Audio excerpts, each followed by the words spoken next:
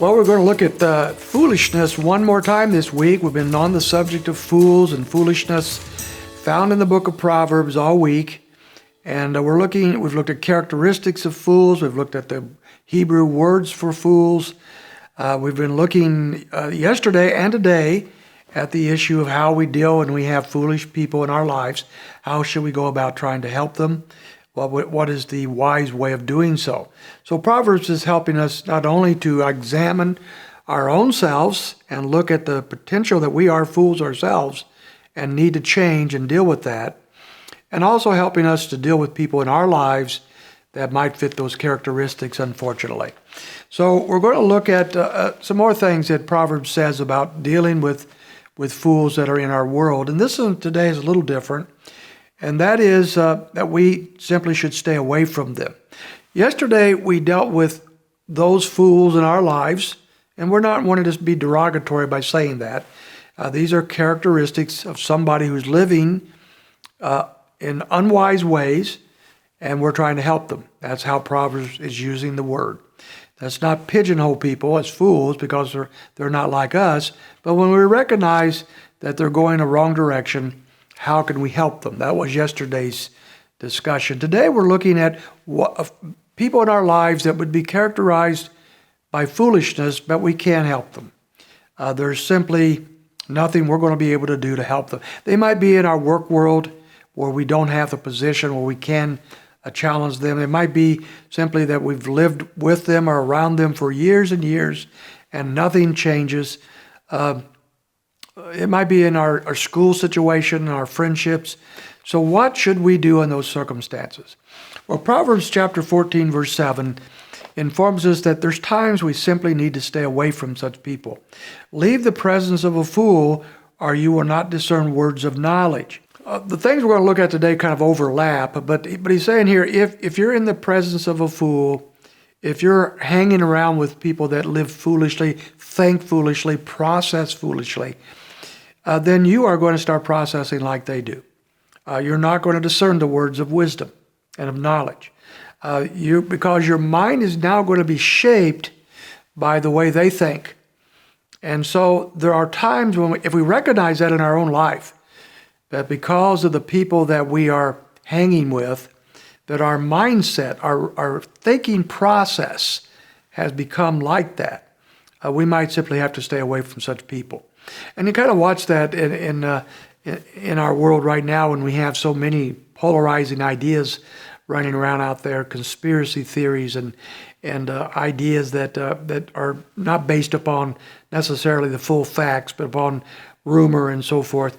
But be careful you don't hang with people that are living like that, thinking like that, so that you don't become like that in your own thinking process. Think wisely, think biblically, process your thinking through the words of Scripture, and it might be necessary to stay away from such people. In chapter 13, verse 20, it goes to our behavior. It says this in that verse, "He who walks with wise men will become wise." The last of verse 20 says, "But the companion of fools will suffer harm." So here we have this very simple proverb and principle of life found also in the New Testament, that who you hang around with, who you run with, will shape the way you live. So the last verse we looked at is more of our thinking process. This verse is our behavior. If you are going to hang around with wise people, by the definition of wisdom in Proverbs, people who live wisely, live biblically, then you will start living more likely like that.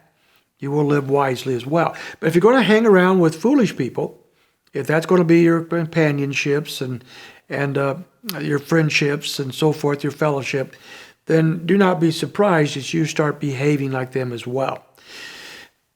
Now, we all know there are circumstances in our lives where we don't have a choice. There's work circumstances, there's schooling, there's this, that, and the other, where you're going to be involved with people that are characterized as fools by the book of Proverbs.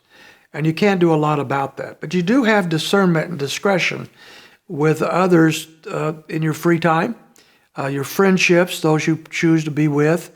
And so if you find that you're hanging out with people that live foolishly, be very careful because you will take on their characteristics.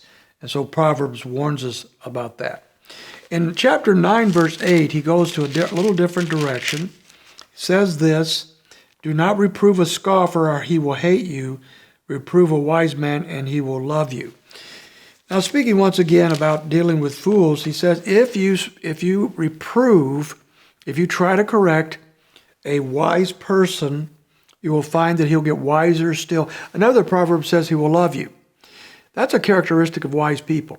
When you correct them, they love you better because you were willing to step up and take that chance to correct them. They're going to love you more.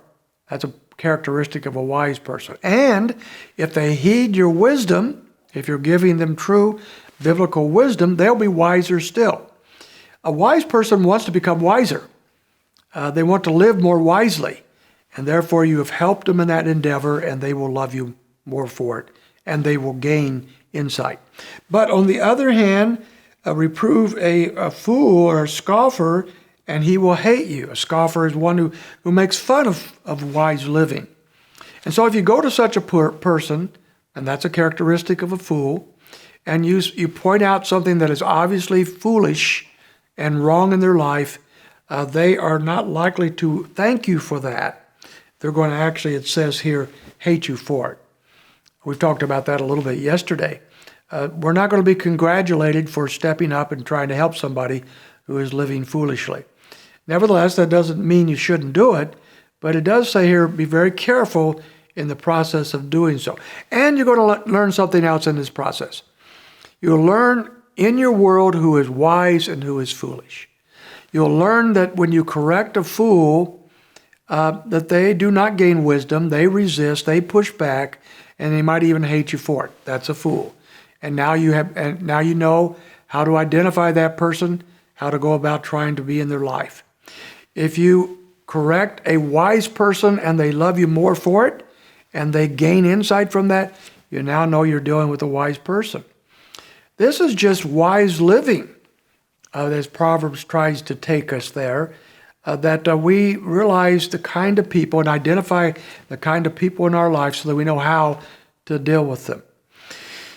At the same time, we love people who are fools in our life because we even love our enemies. And we may be able to help them, we may not be able to help them, but we want to because we love Christ and we love His Word and we love those people.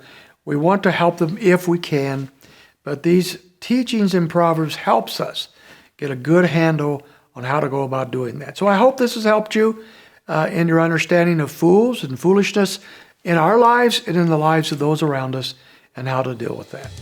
We'll see you next week as we continue our study of the book of Proverbs.